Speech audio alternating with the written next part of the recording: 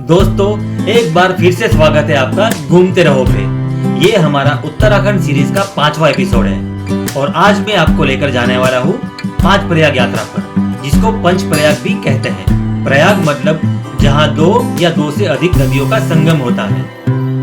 हिंदू धर्म में पंच प्रयाग यात्रा को बहुत ही पवित्र माना जाता है।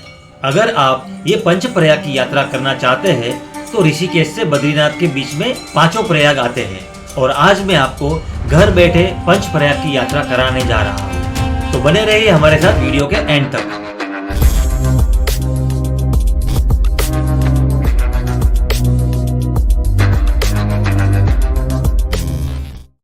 दोस्तों, हमारी पंच प्रयाग की यात्रा शुरू होती है चोपता से। हमने हमारी जर्नी शुरू की थी मुंबई से, जिसमें हम मुंबई से गए बद्रीनाथ, बद्रीनाथ से मणा विलेज, मणा विलेज से चोपता, चोपता में हमने किया था तुंगनाथ चंद्रशिला का ट्रैक। इन सभी जगहों की विजिट का हमने अलग अलग 4 वीडियोस बनाए हैं, जो आपको हमारी चैनल के प्लेलिस्ट में मिल जाएंगे और एंड स्क्रीन पे भी मिल जाएंगे, तो उससे भी देखना ना भूलें।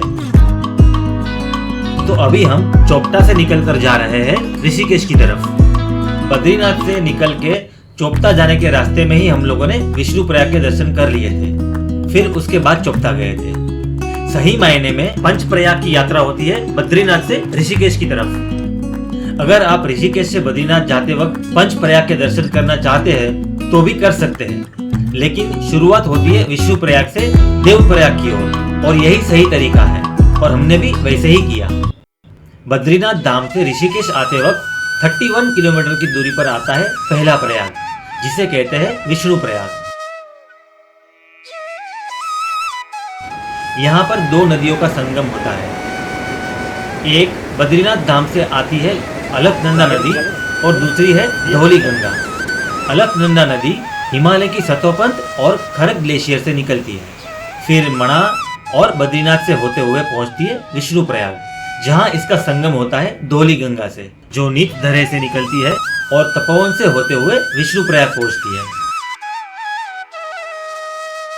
विष्णु प्रयाग का नाम भगवान विष्णु से लिया गया है। कहा जाता है ऋषि नारद ने यहाँ पर भगवान विष्णु की तपस्या की थी और उनकी तपस्या से खुश होकर भगवान विष्णु ने उन्हें दर्शन दिए थे। विष्णु प्रयाग के दर्शन के बाद चलते हैं दूसरे प्रयाग की ओर, जो कि नंद प्रयाग के नाम से जाना जाता है। नंद प्रयाग अपने पहले प्रयाग से लगभग 70 किलोमीटर दूर है। विष्णु प्रयाग से जोशीमठ होते हुए आप पहुंचते हैं नंद प्रयाग। नंद प्रयाग के मार्केट के बीचों बीच एक बड़े गेट से निकलता है नंद प्रयाग जाने का रास्ता। नंद प्रयाग की तरफ हम लोग जा रहे हैं और ये ऐसा रास्ता है वहाँ पे जाने पहुँचने के लिए। नंद प्रयाग संगम का रास्ता रोड से लगभग 500 मीटर की दूरी पर है।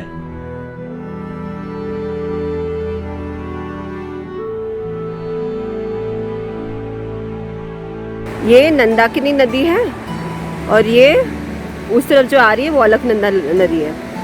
और देना चाहिए। हाँ, शायद से आगे मिल जाएगा।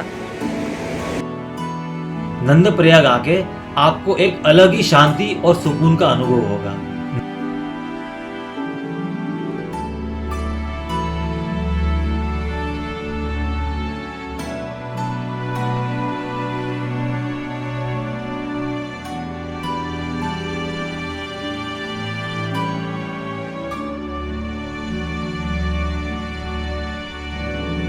नंदा देवी पर्वत के ग्लेशियर से निकलकर नंदाकिनी नदी मिलती है अलकनंदा नदी से, जो बद्रीनाथ और विष्णु प्रयाग से होके आती है। इन दोनों का मिलन स्थल कहलाता है नंद प्रयाग। कहते हैं कि इसी जगह पर भगवान श्री कृष्ण के पिता नंद महाराज ने कई सालों तक तपस्या की थी। ये तपस्या उन्होंने नारायण को पुत्र रूप में प्राप्त करने के लिए की थी और इसी की वजह से इस जगह का नाम नंद प्रयाग पड़ा है।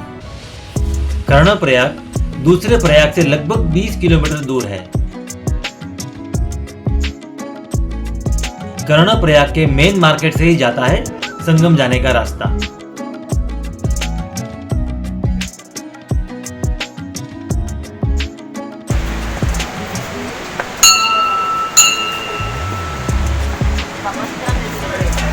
उत्तराखंड के 5 प्रयागों में से तीसरा आता है कर्ण प्रयाग। यहाँ पर पिंडार नदी और अलकनंदा नदी का संगम होता है। पिंडार नदी उत्तराखंड के बागेश्वर जिले में स्थित पिंडारी ग्लेशियर से निकलकर थराली के पास होते हुए कर्णप्रयाग पहुंचती है। यहाँ से ये नदी अलकनंदा ही कहलाती है। महाभारत के युद्ध में जब अर्जुन ने कर्ण का वध किया तो कहते हैं कि मरने से पहले कर्ण ने भगवान कृष्ण से एक इच्छा व्यक्त की और कहा, मेरा अंतिम संस्कार ऐसी जगह पे कीजिए जहां पर कोई पाप ना हुआ हो। और तब कहते हैं कि श्री कृष्ण पहुंचे कर्णप्रयाग में और यहाँ पर उन्होंने अपनी हथेली पर कर्ण का अंतिम संस्कार किया था।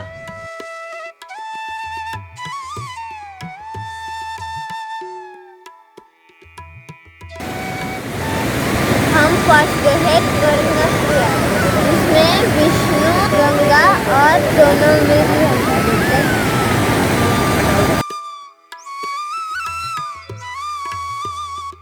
दोस्तों, कल कर्णप्रयाग के दर्शन करके लेट इवनिंग को ही हम रुद्रप्रयाग पहुंच गए थे और प्रयाग के पास में ही नाइट स्टे कर लिया था।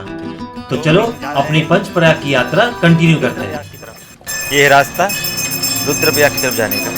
रुद्रप्रयाग कर्णप्रयाग से लगभग 32 किलोमीटर दूर है।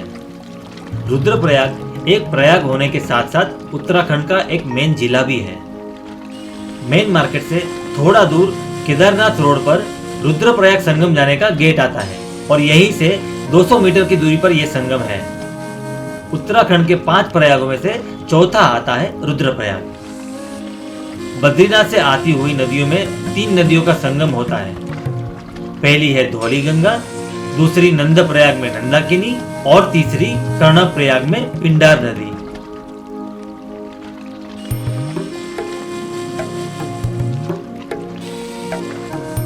दूसरी तरफ से केदारनाथ से आती हुई मंदाकिनी नदी एक अकेली बड़ी नदी है। मंदाकिनी नदी को स्वर्ग की नदी भी कहते हैं और मंदाकिनी नदी निकलती है चोराबाड़ी ग्लेशियर से।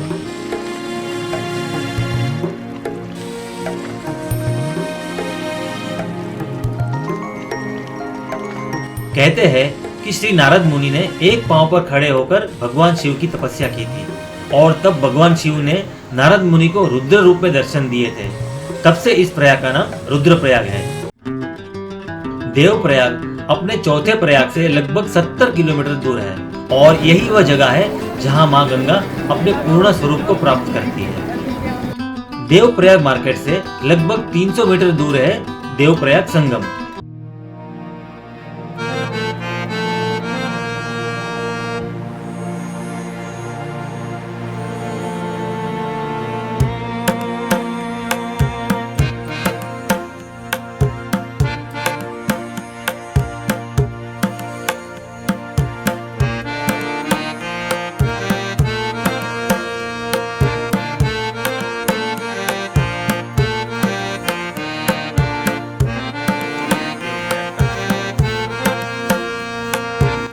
भागीरथी नदी गौमुख से निकल के गंगोत्री धाम होते हुए पहुंचती है देवप्रयाग और दूसरी नदी है अलकनंदा नदी जो बद्रीनाथ धाम से आती है।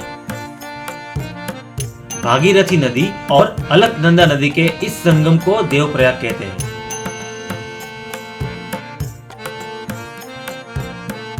मान्यता के अनुसार ऋषि देव शर्मा ने यहाँ पे भगवान विष्णु की तपस्या की थी और विष्णु जी ने प्रसन्न होकर कहा था कि आज से ये जगह तुम्हारे नाम से जानी जाएगी।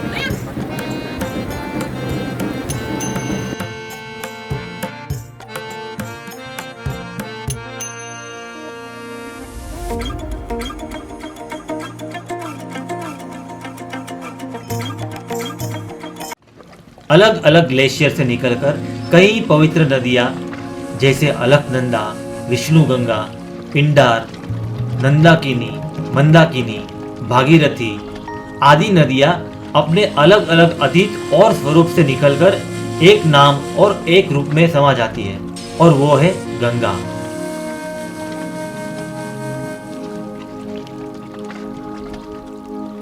दोस्तों, आज पंचप्रयाग की यात्रा करके सच में सुकून का एहसास हो रहा है।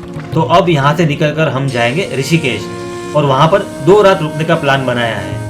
तो अगला एपिसोड होगा ऋषिकेश का, तो उसे भी देखना ना भूलें। तो दोस्तों आज का वीडियो यहीं पर समाप्त करते हैं। जय हिंद, वंदे मातरम, हर हर गंगे।